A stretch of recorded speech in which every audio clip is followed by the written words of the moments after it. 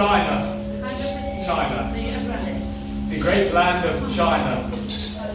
So sad to see how broken you are, split into two. We've got the Republic and the People's Republic. Now I wonder which one I shall choose. Man, you gotta love China.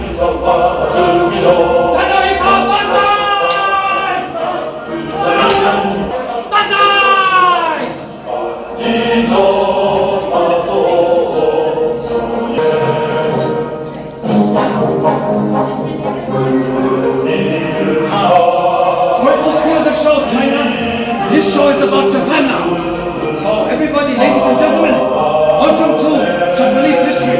Hi, Imperial Japan!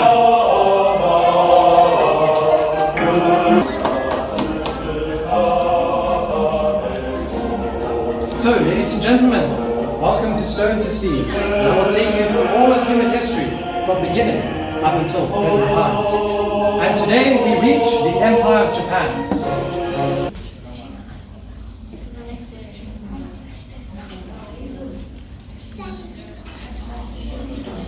So, ladies and gentlemen, yes, while China back in the 1930s was a land divided between the Kuomintang and the Chinese communists.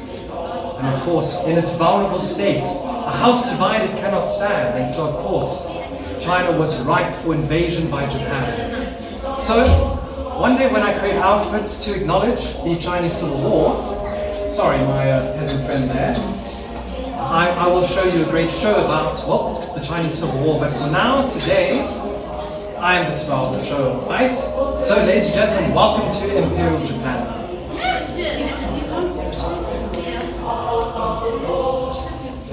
So, before we start, you all may need to know a little brief history about Japan, because I'm sure that many of you have a very big blank spot when it comes to Japanese history. Some of you think about a few things. So what comes to mind? Any hands about what you think of when you hear Japan? Yes? Something that starts with the J? Yes? Yes. I've seen that one before. Don't worry, I know the tricks up the sleeve. Yes, yes, yes. Cherry trees. Sorry? Cherry trees. Ah yes, the cherry blossom trees, yes. That fill and dot the landscape of Japan with the beautiful hues of pink. Yes. A hand up at the back there. Pokemon. Yes, that's a bit more in future times from my time, right? Yes? Samurai. Samurai. Yes, the samurai were the warrior class of Japan, all the way in feudal times. However, ladies and gentlemen, in the Imperial Japanese time, which we go to now, 1937, things were very different. The traditional Japan that you guys know when you think about the samurai has changed. Samurai are now just a memory in people's minds, a legend. So ladies and gentlemen, to understand the Empire of Japan, let's go back a bit further into Japan's history.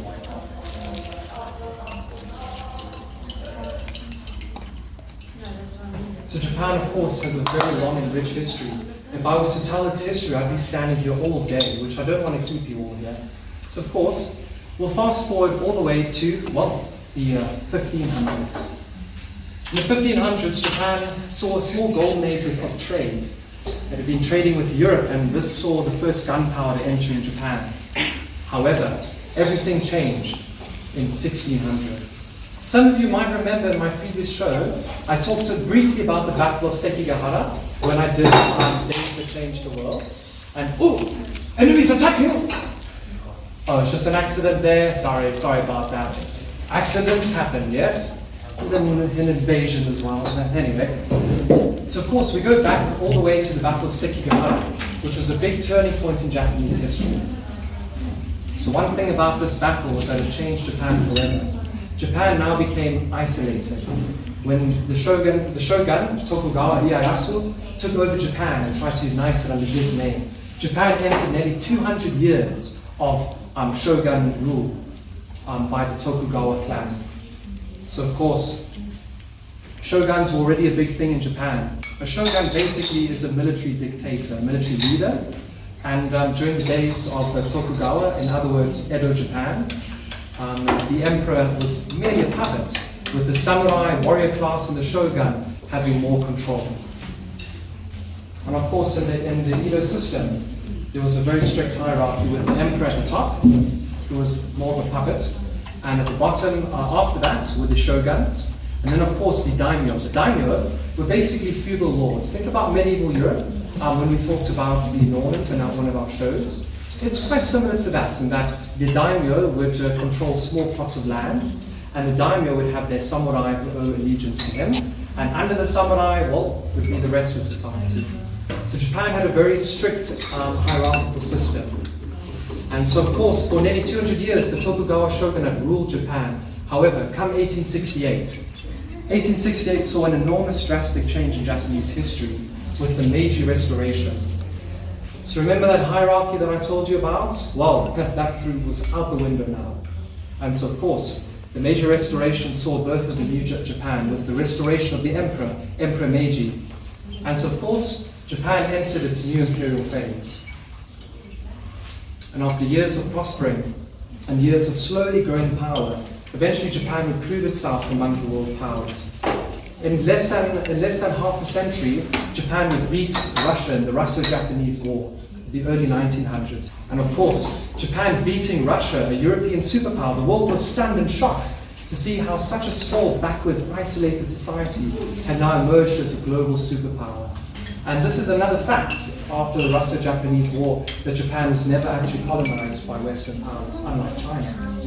And so, of course, Japan enjoyed a great era of freedom in its own self and autonomy, and a golden age with the new imperial dynasty. And of course, 1912, we entered the Taisho period with the new emperor. This saw a new era of expansion for Japan. So Japan back then was just on its own small little island. Come fast forward post-1912, the Japanese Empire spreading uncontrollably. It's alarming powers all over the world. And everything changed, of course, when they decided to invade Manchuria in 1931. Some historians argue that the invasion of Manchuria was the beginning of World War II. But more about World War II later, alright? Stay tuned for that. But for now, all you need to know is a small, brief summary of Japanese history, and here we are in the year 1937. Japan is a great empire with its emperor Hirohito at the head of it. And the emperor, of course, back in those times was viewed almost with deity-like powers. Nobody could question the emperor. And this, of course, would reflect on all the individual lives of the people. So, ladies and gentlemen, welcome to this next installment where today we go to Imperial Japan. Thank you.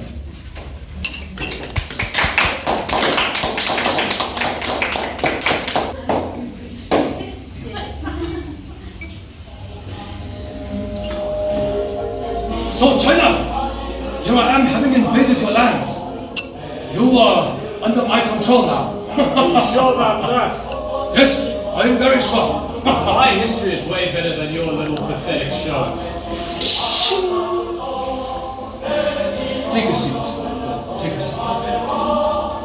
Ladies and gentlemen, I've been on many adventures on my campaigns in the Pacific, all the way conquering into China. Hi! And so, any soldier fighting for the Imperial Japan knows a few things. So I, of course, come here with a great treasure. You all want to see what great treasure I have, huh? Yes. Any hands as to what this is my great treasure? Yes.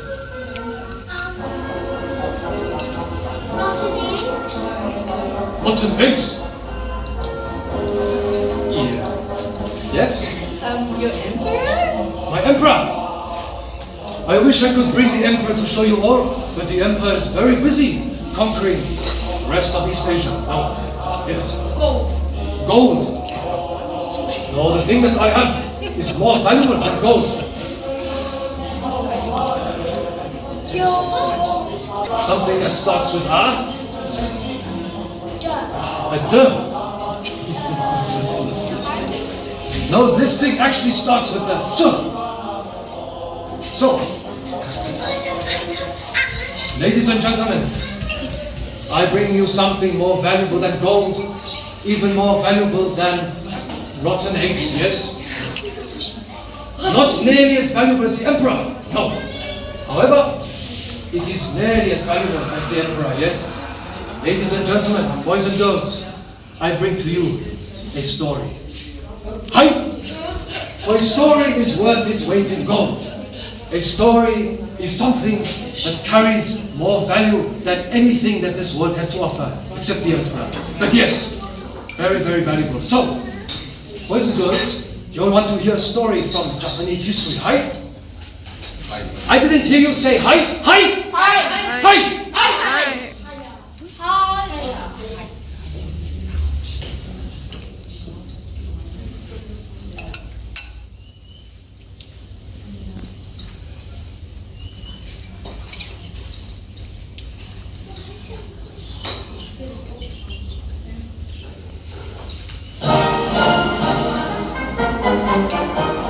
Ladies and gentlemen, I bring a great story from even before Imperial times. The story of Momotari. Anybody here hear the story of Momotari? We have one hand. Ah, excellent, excellent. Nobody else heard the story of Momotari? No, I thought not. So I'm going to tell you this great story, and please enjoy, listen to it.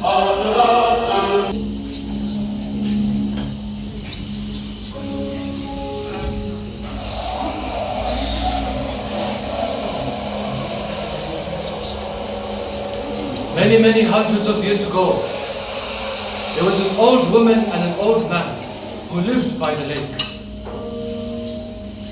And as they were gathering and farming by the lake, the man was a woodcutter and he was cutting wood by the trees, by the river.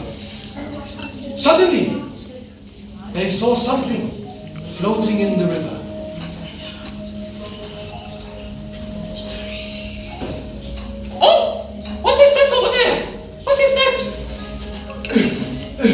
It looks like a peach!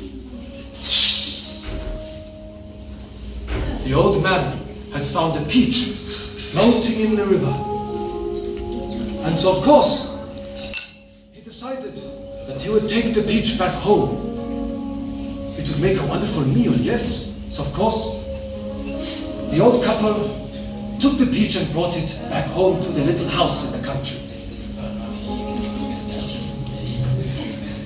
Look what I brought back home! Oh, there's a peach! I think I shall eat this peach. Delicious. Just as the old man was about to take a bite, something happened.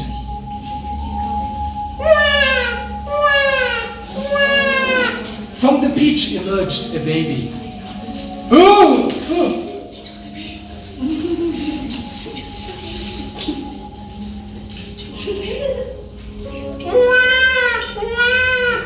I see that there's a baby inside this peach. I think we should take this baby and raise it as our own boy. Yes? What do you think about that, darling? Yes, we should raise this baby as our own. And so the old man and old woman decided to raise the baby as their own. And of course, this baby became known as the peach boy, Momotari. Tari means the eldest son, and Momo is a peach. He said to his parents that one day he would go to the island of the ogres to go and claim the treasures from them. For the ogres had been pestering the land for many, many years. So he decided to go.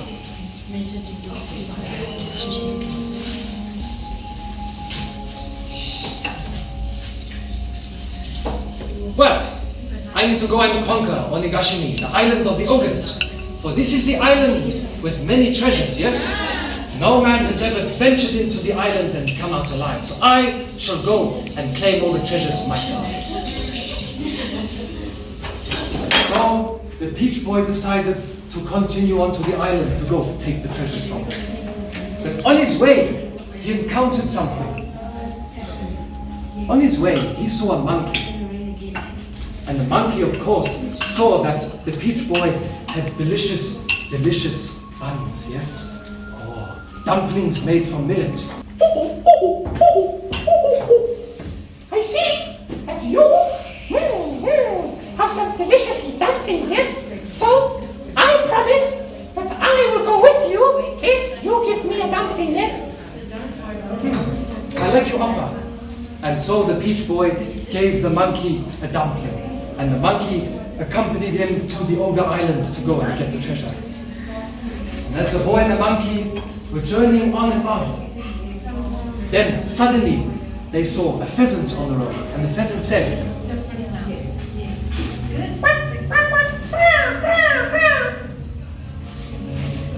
I see that you have yummy dumplings. If you give me a dumpling, I will go with you to the Ogre Island. I like your offer, yes. And so, of course, the peach boy gave the pheasant a dumpling, and the pheasant came with them to the island. And as the peach boy, the monkey, and the pheasant were journeying all the way down, they came across a final creature, yes? They saw a dog, and the dog said, Bow, wow, wow, wow, bow, wow, wow, wow. I see that you have the most delicious dumplings in all of Japan, yes? If you give me one, then I will come with you. I like your offer. As of course the peach boy gave the dog the dumplings. And so, the peach boy, the pheasant, the monkey, and the dog all went over to Onigashima, the island of the ogres. And so, when they arrived at the island, they saw something very frightful.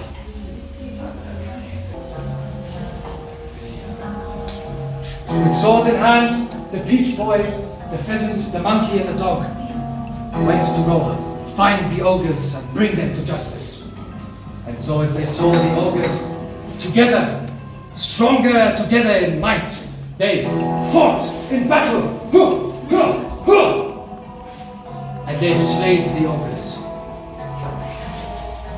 And of course, because they were all together, they were stronger, much stronger as one unit. And so of course, all the treasure of Onigashima was theirs. All the treasure was mine! Mine! And so of course, when the peach boy came back home, he returned much treasure from Onigashima. And so of course, with this treasure, he decided something that not many men do. He decided to give the treasure to his parents. Here we are, my mother, here we are, my father. Since you raised me as a boy, since I came out of the peach, I honor you with this treasure. The peach boy gave all the treasure to his parents, and this brought them much honor, and of course would see them sustained for the rest of their lives in great comfort, and for many more generations to come. So, the moral of this story is quite simple. Individually, all of us in the empire, we may be weak, but when you are together, you are strong. And of course, above all, one of the most greatest lessons we can learn from the story of the peach boy is to honor your parents, is to live well, and the best thing one man can do with his life. Hi! That brings me to the end of my story, ladies and gentlemen. You can clap now.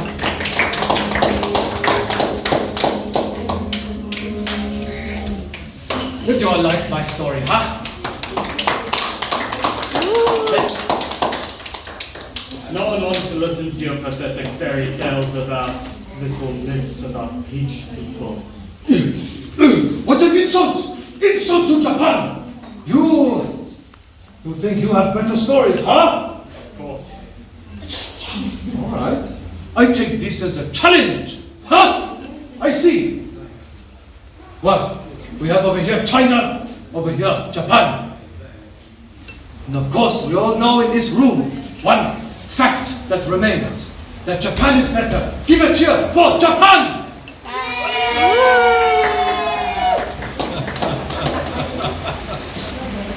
Give it here for China!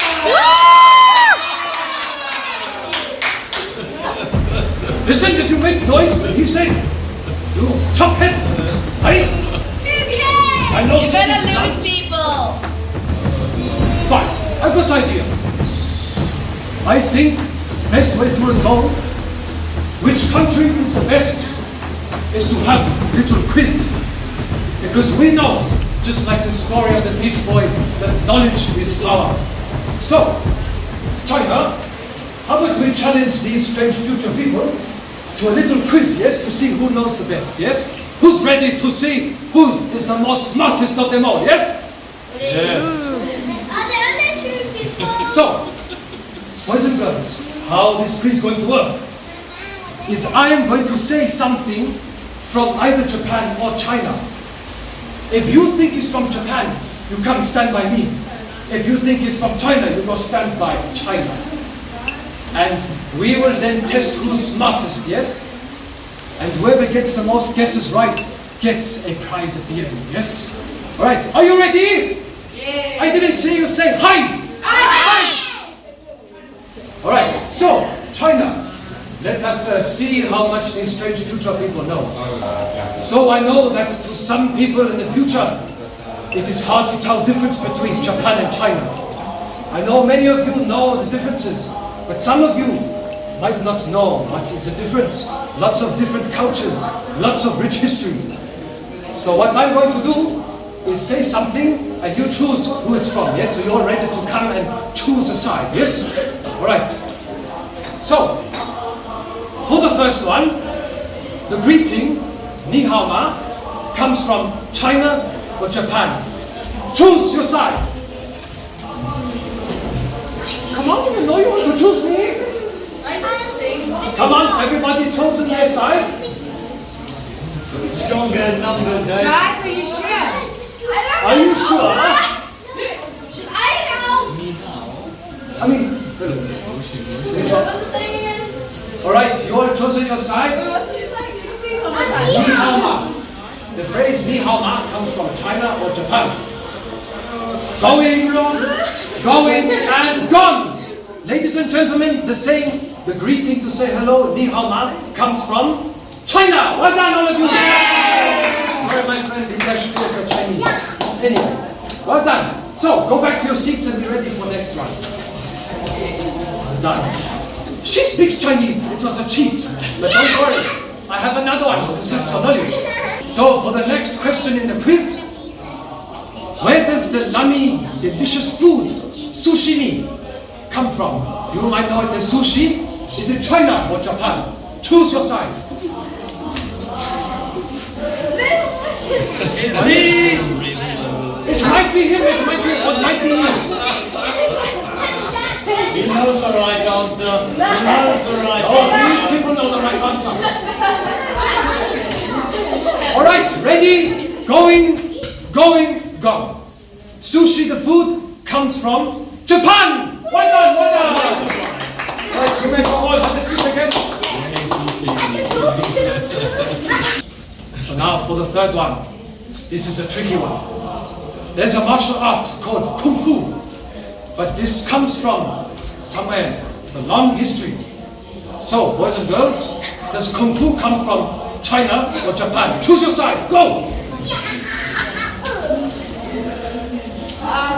I'm guessing from Papa Panda. I'm getting very lonely over here. I'm getting very, very lonely. I mean, choose. You have two people. And what do you choose, Mr. Middleman? It doesn't count in middle, as you get half a count. And going,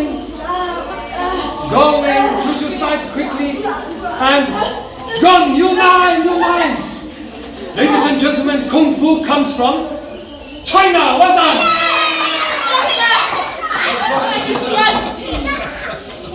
This Kung Fu has a long and deep history, but it did come from China, not Japan. Not silly Kung Fu, we have something better. So ladies and gentlemen, for the fifth one, there's another martial art. Hey, this one is called Tai Chi. Does Tai Chi come from Japan or China? Choose a side. She said you were sticking by me. We've got a lot of traitors in the list. I'm going by the oldest kids. You're just staying because they're older. Respect to elders. Come on. You got the whole people. Alright, you have a 1 more second. Ready, going, and which side are you on? Gone! So, ladies and gentlemen, Tai Chi comes from China! Well done! Respect to your out, this is not everything, right? You still did well. All right, have a seat again. Well done. Now, ladies and gentlemen, we have a final martial art to see if you know where it's from. Where? The martial art is karate. Where does karate come from? China or Japan? I'm doing mix of sound. I don't know. If you don't know, just roll the dice. Sounds I can't tell you. I can't tell you. No. Right, going, and gone your line. Oh, one more, and gone. Ladies and gentlemen, karate comes from Japan. Well done. Sorry, my friends, karate comes from Japan. Right, go have a seat again. So the next one is a tricky one, right? There's this thing, some of you may think is a future thing, but no, I know about it, it's in my time as well. Where do you think anime comes from, right? China or Japan? Choose a side. I actually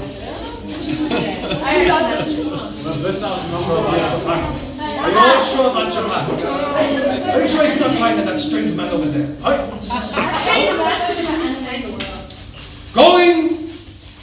Going, and gone! Alright. Anime originates in Japan! Well done, well done! I saw you. Alright, well done, ladies and gentlemen. We have the final quiz, right? The final one will test your knowledge on Japan and China. Will test how smart you are, alright? I mean it. Listen. The last one is, who's your favorite? Japan or China? Come on.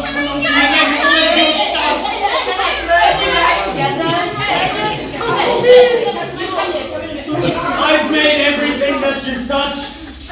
No, he did not. Going. And which side are you, my friend? Gone. The right answer is. There's no right answer. Well done. Okay, have a seat. Well done. Okay. I of course promised a prize, right? I was keeping track of who was getting the most right answers. So, the prize is worth more than gold, worth more than stories, worth more than the not worth more than the emperor. No. Said biscuits. You Like got always. peaches. Hey. Wait. Line up here. I decide who wins. All right. So, I saw the people who choose the most, right? I saw you in China when it was Japan. Why were you in China, right? So I saw the one that the most best was you. Well done. Ladies and gentlemen, you can take a seat in my China. I have something to say before I sit to you. So,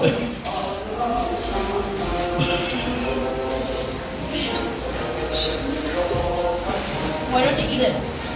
these children are too smart, right? They know the consequences, right? So, something about Japan in 1937, the Imperial times, the Taisho era. Something you all need to know is our expansionism. Japan went from being one of the smallest isolated little countries in the world. A very beautiful one, right? However, by order of the emperor, the cry went all around Japan, all around Nihon, to spread and spread. And so, of course, well, what better thing to do than answer the call of the emperor? And so, of course, 1931, we launched our first invasion of Manchuria, a resource-rich land in Chinese mainland. We needed it for ourselves, right? And of course, many years later, 1937, we invaded the rest of the mainland China, beginning the war. Right? I've been fighting in the war for quite a few months now. And I say, no better cause than to serve the emperor. So, to acknowledge the expansion of Japan, I've got a little metaphor, right?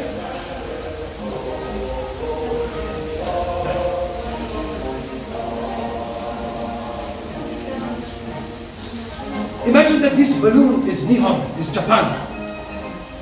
Japan is a small little island. Nobody cares about Japan. But then, after 1868, everything changes and Japan grows bigger. And of course, as we expand and expand, we fought a great war against the Russians. We expand even more. And of course, fast forward after the years after the Great War where we helped the Allies, we further and further extend the glory and greatness of the empire. And so of course, eventually, when we got all the way to China, we claimed land in China. We claimed land in Philippines. We claimed land all the way in Korea.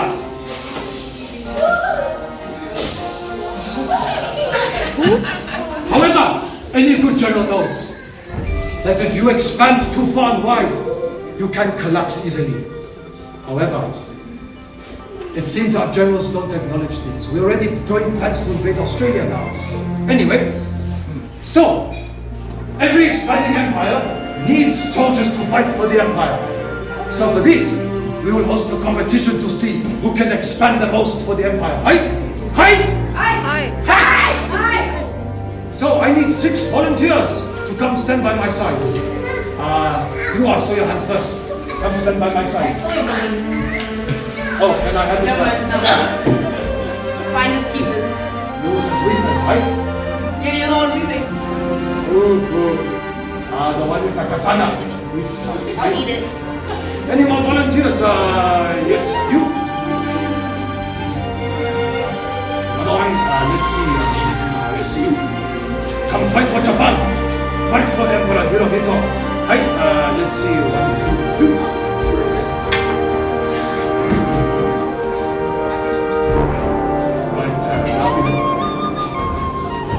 Let's see, you over there, come on up.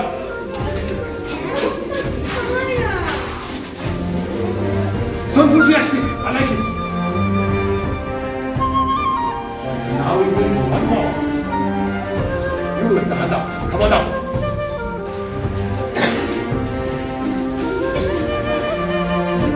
She asked if she can fight for China. Don't worry. We make you think you fight for China, but in reality we make you fight for us. Anyway, don't worry. Right.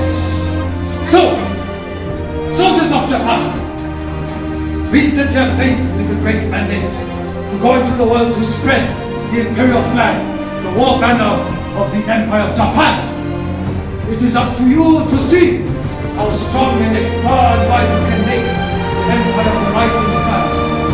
To see how far we will make the sun's rays shine. Right? So, what we're going to do is we're going to play a little game, right? Remember my Japan that I blew and inflated, yes?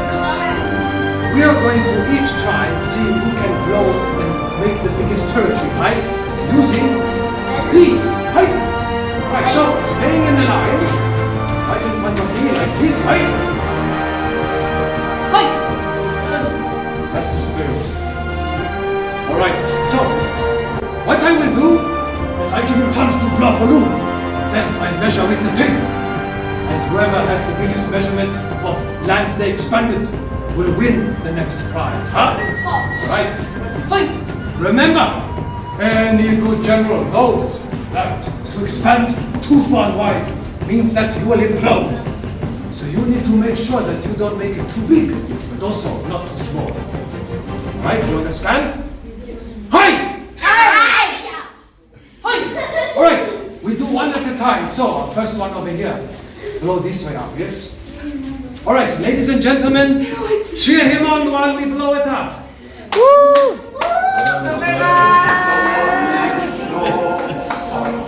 Come on, keep going, yes. He's still going. Are you done? You stop the ball. Alright, now what you do is you hold balloon, right? Hold tight, right? And keep balloon facing out like this, right? Next one!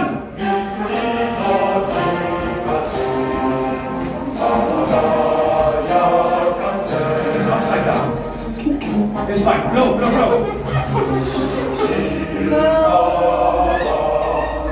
Watch, it's not going to pop going to copy, right? Alright, make face upright like this. Make face upright. I got an egg. Right, next one. Alright, give her a cheer, come on. Blow, blow, blow. Look at all this new territory for Japan. Midway Island. Hey, this will be a great addition to the empire.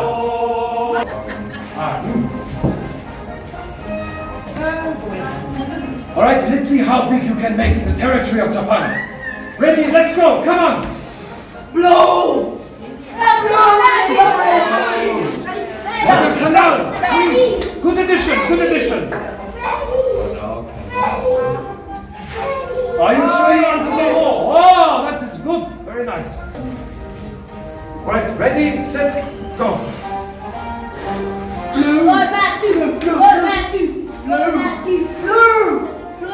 Iwo Jima. That is a good addition. Matthew, be careful. Are you there?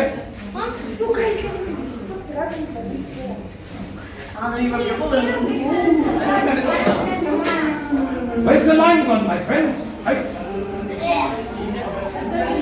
Wow, that is great. Is Okinawa that small? Come on, give her a cheer, yes? Come on, let's go, time. Don't make her laugh, don't make her laugh. Think about sad things, like China invading Japan, very sad. Think about sad things.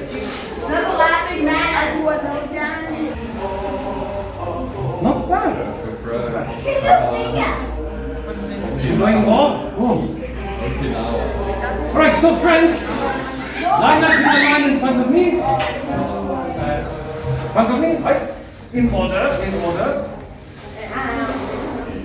Iwo Jima never came before Manchuria, right? So now that we have all the territories expanded for the empire, now we measure to see who got biggest territory, right? For this, I will be using this. Alright, now we measure the territory to see who expanded the most. Alright, first one, Manchuria. Ladies and gentlemen, invading Manchuria in 1931 with a whopping 48 centimeters. Give him a clap. Well done. I said no more blowing up the territory, all right? The battle is over. And over here, we have the invasion of Pearl Harbour in 1941 at a whopping 71 centimeters. In a line, thank you. Arigato. And over here, we have the great Battle of Midway Island, 1942, with a whopping 73 centimeters. Well done. And over here, we have the great Battle of Guadalcanal, 1942 to 1943, at a whopping 76 centimeters. Wow. Hey! Now, next we have the great Battle of Iwo Jima in 1945, a whopping 75 centimeters. Very close. Last but not least, we have our wonderful island of Okinawa, the great battle happening in 1945, with a whopping 78 centimeters. Give her a hand. What is China doing? China, what are you doing? China, what is China doing? No.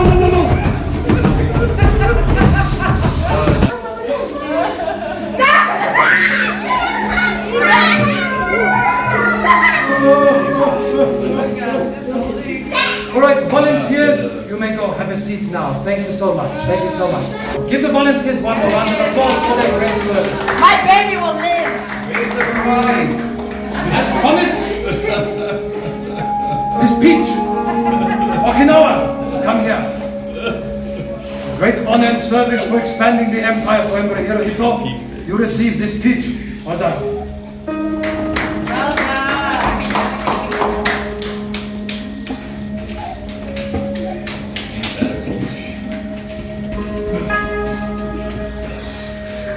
Look what you did to my territory, China! I'm sick of your schemes. Always, I was so great, but now look at this. You know what, China? I still have Japan. The person who took Japan. Remember the first balloon? Can I please have it back? Arigato, arigato. I will watch you suffer. Anyway, where was I? Oh yes, China. I still have my great homeland of Japan. Nothing can beat the greatness of the empire of Nihon, Japan. Nothing can beat it.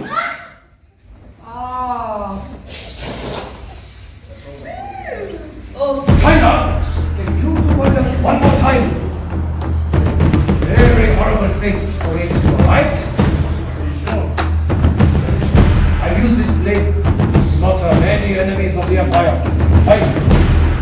Anyway, so like I said, if you do that one more time, I'm going to have a saying, alright?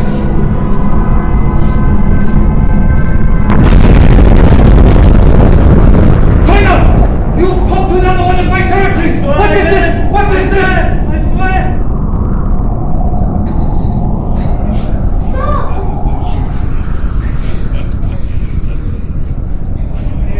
Wait a minute. On the horizon, my beautiful homeland.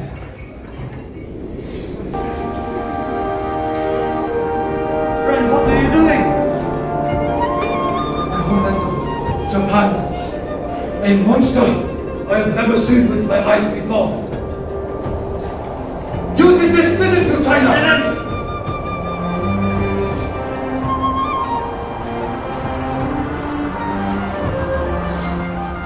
All my life, I was raised from a young boy to take up the sword of the empire for the emperor. We gave our lives, our blood, our sweat, and our tears. Together, we fought as brothers, side by side, in the Pacific, sitting in the trenches, in the jungles, day in and day out.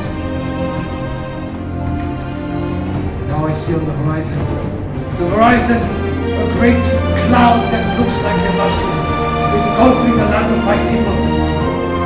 What of the future of Japan? What have we done? All the battles we fought in, all the way from Pearl Harbour to Okinawa. What was it all for? What was it all for?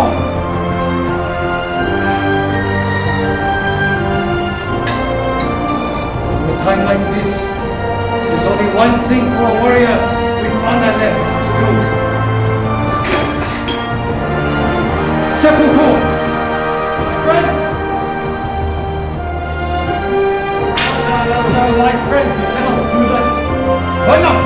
It is the way for a warrior to guide his own hand and the hand of the enemy infidels. But as you said, we're stronger in numbers, my friend. We can do this together.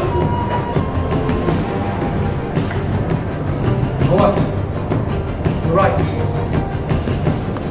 The true way of the samurai is the way of bravery. We face the new brave world together, my brother. Hey! Tenohiga, Banzai! Banzai! Banzai! May the empire live another 10,000 years, one of a few months, depending on how lenient the Allied treaties are. Anyway, China, you're right. The only way to face going into the new world is together. The only way is this way.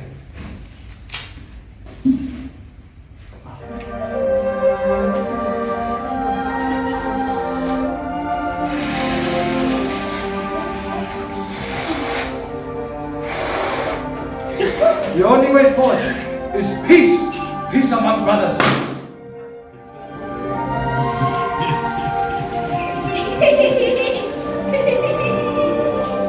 Ladies and gentlemen, this brings us to the end of our skit. Thank you so much. The land of the rising sun is now seeing its sunset. However, the country that is Japan will live on into the future, right? And of course of China as well. So, ladies and gentlemen, Mr. China, how about you give a little bow, huh? Ladies and gentlemen, give China a bow! I mean a clap! China, you give a bow.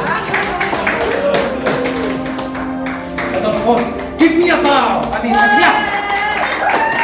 Right?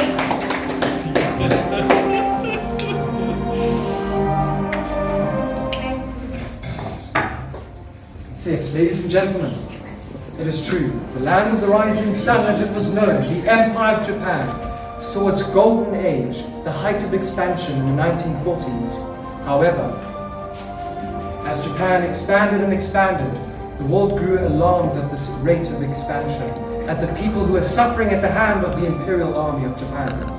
And so, of course, 1937 saw a great invasion of China. Many historians argue that this was the beginning of the Second World War, because 2 years later, Germany would initiate its war in Europe. And of course, 1940 would see the deal signed between Germany, Japan, and Italy, known as the Tripartite Alliance, sealing the alliance between the Axis forces. However, World War II is a story for another day, ladies and gentlemen. So we, of course, will get to that. But for now, the land of the rising sun that was Japan saw a great demise in 1945, with the Allies surrounding it, taking territory, the final Battle of Okinawa lasting all the way until September. The Americans had no choice and decided that they would initiate a strike on Japan with a very new weapon. Anybody over here know what this weapon was called? Atomic bomb? The atomic bombs. Of course. The Americans in August 1945 decided to bomb the two cities of Hiroshima and Nagasaki, because they believed that, well, the only way to stop the war was to put a final and dramatic end to it. The Japanese were already preparing to repel the Allies in the mainland of Japan. Civilians were given cheap weapons to defend their lives and their houses with against the Americans. The United States Army knew that they could not afford a costly battle. The lives would just be too much. So instead they made the grim decision to initiate a nuclear strike against Japan.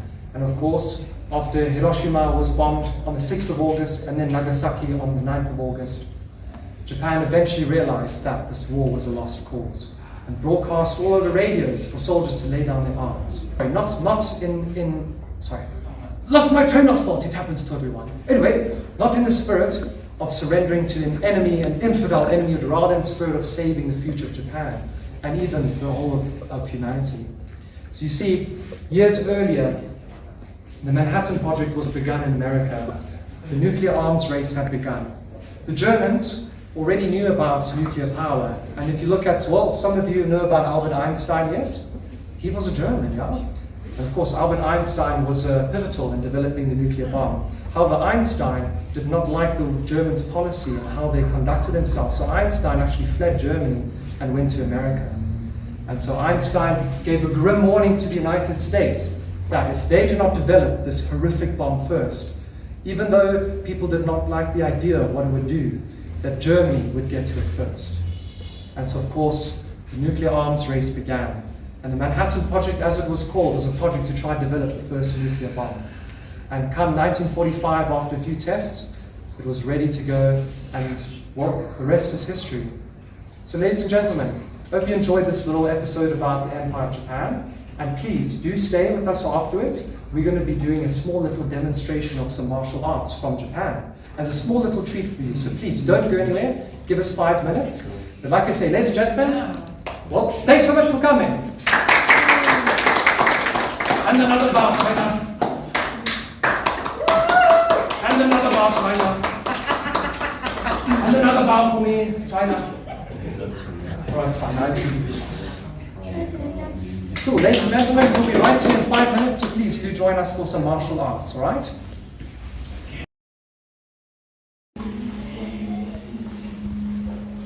Alright, ladies and gentlemen, as promised, I have a small little surprise for you. Did you know that my friend, the Chinese peasant, and I, the Japanese soldier, have a little secret, yes? We know martial arts. So of course we thought we'd show you as a small little bonus to add to the Empire of Japan, a martial art that people in the Empire of Japan would have seen, would have practiced, and would have lived by. So, before we start, just one last little thing. I had someone asking me about what my headband means and what it's about. So yes, I do need to quickly tell you. So in Japanese they call this hachimaki. So hachimaki is basically a headband that is tied around on the forehead and secured at the back of the head. Hachimaki was indeed worn by some soldiers in the war, in the Sino-Japanese War and in World War II. However, it was more common amongst pilots, and for a reason which I'll tell you now. However, some foot soldiers have been seen to wear hachimaki as well. So, as a foot soldier, I have decided to wear my hachimaki as a sign of my warriorship. So the words that are written on over here means kamikaze, divine wind. Kamikaze means divine wind, and some of you might know about that word but not quite know what it means. So kamikaze is a term that does have a lot of history in Japan. Essentially what kamikaze is the deliverer of divine wind, the warrior who commits himself to the end of his life to a battle. The reason that pilots wore this during the Second World War was because a very popular tactic amongst Japanese pilots was when given in desperate times, they would fly their aeroplanes into the enemy ships, destroying the ship and themselves. The Allies would of course find this to be horrendous. Why would someone do this, give their life as well as take the enemy's? Of course, to the Western mind, it doesn't make a lot of sense of them. However, in Japanese culture, it all links back to the way of the samurai. Because remember, something is more valuable than life itself. Honor. To lose your honor is worse than dying. And any soldier or warrior who knew what he was doing would prefer to die than to lose his honor. And so, soldiers in the Second World War and the Sino-Japanese War decided to give their lives up in fighting the war. So of course it's quite a hectic piece of history, some find it quite sad. I also find it quite sad. However, it's a piece of history, and nonetheless, without it, the Empire of Japan wouldn't have been what it was. Many soldiers in the battles in the Pacific would often create a last resort and charge, yelling the words, Tenohika Banzai. If some of you are still wondering what that means, it means basically, may the emperor live 10,000 years. Banzai is to live for 10,000 years, to translate it literally. And Tenohika Banzai is basically exalting the emperor, to say, long live the emperor, may he live 10,000 years. And soldiers would yell Banzai after charging into the enemy lines in a final attack, often losing their own lives in the process. Like I say, something just weighed a bit more than life itself, and that was honor. So just a little piece about history today. And so, now we'll get on to something a bit more happy, of course. So, I will teach you a little bit about judo. And then of course, my friend, the Chinese peasant, he will teach you a bit about kendo. So, kendo and judo both come from Japan. Remember in the quiz how I told you about all those different martial arts and where they come from? Some of the ones that come from Japan is judo and kendo. I see you switch sides, my Chinese peasant. You come to the right side. Hi, hi, hi. Hi? Hi. Ah, that's the spirit. So, we thought we'd show you just a few moves and how it works. So I shall start with the judo. Ah, just put this down for me, Mr. Kendoka. So, little history. Martial arts goes back millennia, literally millennia. Some of the first martial arts were literally developed as a way for peasants to defend themselves from bandits, from warlords, and even from the government. So of course, martial arts has a rich and deep history. And some martial arts emerged earlier, like Kung Fu. Kung Fu is a very, very old martial art, going back all the way even to the Dark Ages in the Shaolin Temple. But martial art like judo is a bit newer. However, it was around in the times, in fact, it was actually invented during Imperial Japan. So a certain man named Jigoro Kano, he of course knew Jiu-Jitsu. Jiu-Jitsu was the way of well, basically how Japan defended itself, and this is even the police use jujutsu. But Sensei Kano knew that there must be a better way than jujutsu, because often he finds that you end up fighting opponents that are bigger than you. Then what are you going to do? So Jigoro Kano decided to spend his days formulating a new martial art built from jujutsu to replace it as being the way that the police defend themselves. And so he invented Judo. Do means the way. So just like Kendo means do is the way, Ju is gentle.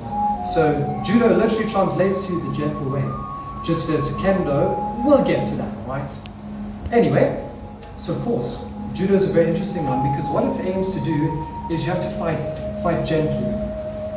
You're not supposed to use too much force, instead you use your opponent's force against them.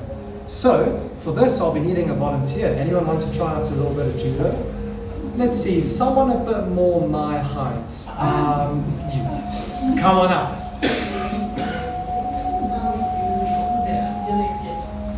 Stand by my side over here, my judoka. So someone who practices judo is called a judoka. So we are now judoka, yes? How does it feel to be a judoka, yes? Yeah. I will show you just how fun it is. So, the basics of judo is all about the grips. The first step is to get good grips on the opponent, and once you've got grips, you try and break the balance. That's the second step of judo. I, of course, am a yellow belt, so I'm not a sensei yet, so I'm only going to do the basics, because I do not have the honor yet to teach a whole class. One day. Anyway, so yes, the second step is to break the balance of the opponent, and then the third one is to get them on the ground, either to trip them or to throw them. So, I won't actually trip you, don't worry. So step one, come to me. Always step one is to bow, because judo is very much just like many martial arts, it's all about respect for each other. Remember, most martial arts are founded as ways of keeping peace instead of initiating war. Sometimes it gets used for war. However, well, we know what Sun Tzu said, yes? So, we first, hands at the side, and we take them up. Then, first step, we assume the grips. So, in judo, the most basic grip that any beginner knows is one hand is on the collar, and the other hand is on the other side of the gi, by the opposite hand. So you're going to do the same. You, with the hand that is holding your hand, you're going to grab my collar, and then with the hand that I'm grabbing your collar, you grab it with my arm. And there we go. Simple. And you're going to put one foot forward, one foot back, just to get that good balance, yes? And there we are. This is the most basic form. So again, back to positions, and we take a bow, and we assume grips. Well done, well done, give her a hand, well done. That's not it. So the next step of judo, now that you've got good grips, is to break the balance. So, how to do this is to try and throw your enemy off. So you got to trick them, which way to go. They don't know if you're going to go left or right. So try, go spin around, trick me as to where you're going to go. Oh, yes. Oh, yes, good. And you can go backwards or forwards. Yes. So once you have done that and breaking the balance, then you go for the trip. I find that the funnest way to trip is, so keep that foot forward now. Good, opposite feet. So I find a nice one is where you take a step forward, bring your foot and trip. No, I won't actually trip you. So, trying to me, keeping good grips. You're going to step forward, yes, with your foot that's with the other foot, so step forward, yeah. But no, keep the foot facing, good. With the foot that's facing backwards, step forward to my side. And with your foot that was forward, over my leg and around and trip. And then, what ends up happening is she'll trip me like this, and I'll then, boom, fall on the ground. And she's brought me down, she has won the fight. Over to my volunteer. Of course, a very important thing about judo, boys and girls, please, you always do it with a mat, alright? Because if you're on solid ground, let's just say that Concussion. it's even more painful than the sight of China invading us in Japan. Even more painful than that. So yes, please, boys and girls, don't try that at home without a mat, alright? So yes, judo is a very simple martial arts with a lot of beauty being the gentle way. And of course, being invented in the 1890s by Jigoro Kano to try and replace jiu-jitsu, it ended up becoming the most very popular sport. And of course, the aim of judo is to wrestle your opponent without punching or kicking, to use their strength against them. Often if they're going towards you, you just simply flip them over, use their own weight. Or if they're coming at you, you just trip. And that's why judo is quite successful. Even the police used it back in the old times, in the Meiji times. So yes, now ladies and gentlemen, now you've seen a little taste of judo the gentle way. Now, my friend, the Chinese peasant, or Japanese peasant now, he switched sides, he will show you a little bit about kendo. So like I say, judo, the gentle way, kendo, a ken is a sword. So I think you know what that's going to be about. Thank you, Gary. Okay, so this is kendo. I just lay down my armor. So call this bogu. Okay, so this is protective armor, so we don't have headaches and go to hospital 24/7. So this is called a shinai. Okay, many of you might have it or seen it multiple times. This is what we use in training to beat up each other. It's quite fun. So this little string here identifies the back of your sword. So when you're fighting your opponent, you know, okay, this is the front, that's the back. So if you don't see the string, you have a big problem. Okay? Over here, the reason why there's a string here and there's a gap here, this is your scoring, okay? So this is more of a sport than self-defense, okay? If some guy is trying to rob you, no, don't do kendo, you're not going to really learn much. So this is your scoring point, okay? Now, how this would work is your opponent, there's 4 cuts in kendo, okay? Which is men, kote, do, and ski, okay? Men is the headpiece, kote are the gloves, do is my chest plate, and ski is the throat, okay?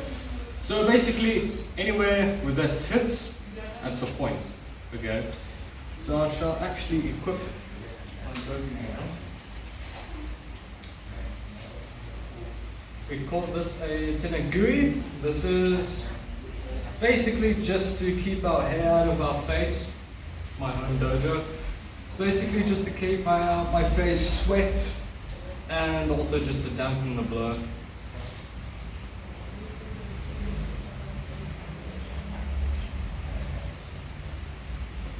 Now I shall equip the men.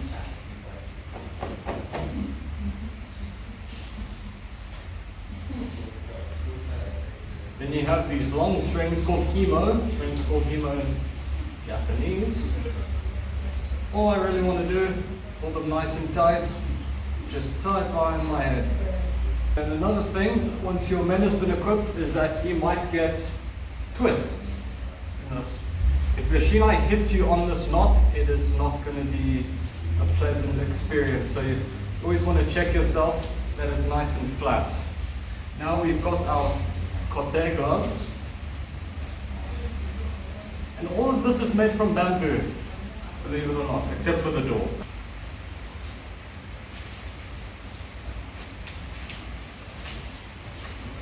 Okay.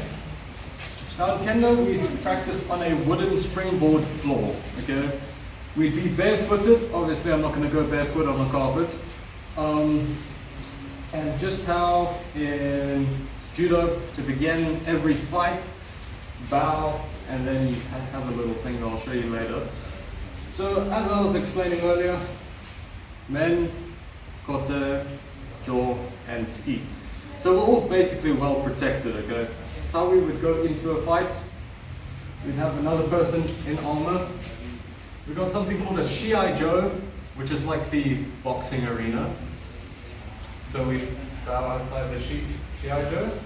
We come into this raised position to show that we are ready to fight. We take a few steps in, we draw our sword, and we go into something called 𝐿. Now 𝐿 is to typically show how much control you have, because you're not sitting, you're keeping yourself controlled. Now, there's 3 people, they're called shimpan. They're basically your judges to show if you hit men, kote, do, or ski. So the head shimpan would say hajime while you're down here. So hajime, fighters on. I don't have an opponent, as you can see, but in the match, whoever hits 3 cuts, match is over. Okay, so let's say I get a med, I win a point, we reset the fight. Fight starts, he gets 1, okay. So then it's basically a 1v1, so whatever you hit, that's it of the fight. So, can I have 1 volunteer? Who's volunteer? I need someone tall, you're shorty. You two, play rock, paper, scissors. Come on.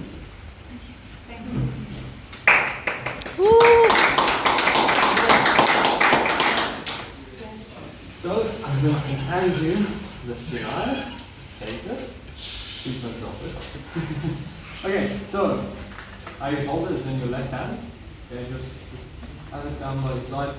Below the grip. Okay, so it's actually on the sword, okay? You want to have the bottom of the sword higher than the tip, because we're trying to imitate that this is a real katana. So if it's bottom up, our katana would fall on the floor. Now, when we draw a sword, we take our right hand, we put it at the top of the sword, and we draw it out. Now, make sure the string is facing towards you. Yeah, we don't have a lot of headroom here, so you can't really, otherwise you're going to put a hole in the ceiling. Okay. You need timing and distance. If you get those 2 correct, you can win the fight. So, you get Tomai, 𝐿𝐿𝐿𝐿𝐿𝐿𝐿𝐿𝐿𝐿𝐿𝐿𝐿𝐿𝐿𝐿, and your kote. So you get 3 distances. 𝐿𝐿𝐿𝐿𝐿𝐿𝐿𝐿 means I just need to take 1 step, and I can have her. Okay, Tomai, this should be our normal distance. It should be about 2 fists apart when we start our fight. And yeah, that's about it. I'm not going to fight you, okay? I'm going to let you hit me. Just raise up your sword. And just step forward and just whack. And then hit us, okay? Yeah. So all you want to do is just up, step forward, bang, okay? Okay, you ready? Okay. Now, you're going to be hitting men, okay? So, normally, we do a lot of screaming in kendo, okay? So, to initiate the fight, you step in, yeah! Okay? Then, and open, you come, step in, push me, what is it? A twak. Twak. You guys hear the talk yet? Yeah. Move away from the lights. Talk. That was more like it. Do you feel like you're hurting me? Okay. Now, we're going to be doing kote. Okay, so the same step in, just don't hit my head. Okay? So, we'll do the same step in. Yeah! Kote. Good job. Come on. Okay, step back. Okay, we'll do it one more time. Okay, you can come on. That's more like it.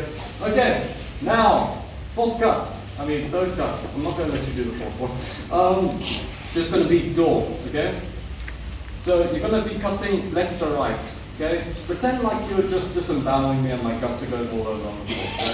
So it's just going to be up, left to right. You want to, if you can, try and step back accurately and cut left to right, okay? Yeah, not much things, huh? Okay, so just, see what I'm talking about? So just step forward and hit door.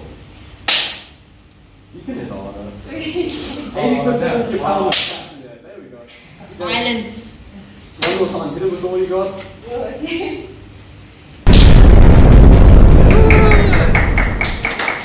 Okay, any questions? What's your question? Why is it fist shaped, the gloves? Like when you put it in, it's automatically fist shaped. Fist shaped. Well, okay, like how like when you put it on, it looked like nothing changed. You like slid it in like into a mold. Okay, so it's kind of like mittens. So when holding the shinai, it's kind of made so it can perfectly hold it comfortably, and you won't have any problems with it. Any other questions? Yes? Same time, isn't it dangerous for like the hitting point to be at the neck? Well, that's why we have this part here. It's really strong and tough, if you feel it. I've seen an incident where the shinai has gotten underneath the guy's neck, and the whole man came flying off, but he's still alive, I think. But yeah, so that kind of concludes my kendo demonstration. If you guys are interested, talk to me, and maybe you can get into a class. Okay, well, give my friend Ashton a big round of applause. So, ladies and gentlemen, that's been it for Stone to Steam with the Empire of Japan, with some Japanese history. And of course, there's a lot more, lots I haven't covered, but I hope that as I create the outfits, I'll cover the history. But this has just been a small little glimpse. So again, ladies and gentlemen, thank you so much for coming. And of course, go have yourselves a wonderful evening. We of course are going to be closed for the school holiday. So that's going to be the week after next week. We'll resume. So next week, I'm sorry. There's not going to be any history. But come back the week after next for the next episode. Thank you, ladies and gentlemen. Yeah, sure, go for it. What do you want to hit? What do you want to hit? I just want to hit you. Just hit my head, go for it. Careful of the light And the TV. and the TV. Do the screen. You need the screen. Come on. Yeah! Okay, now your turn. No, we want to keep the show sane, alright?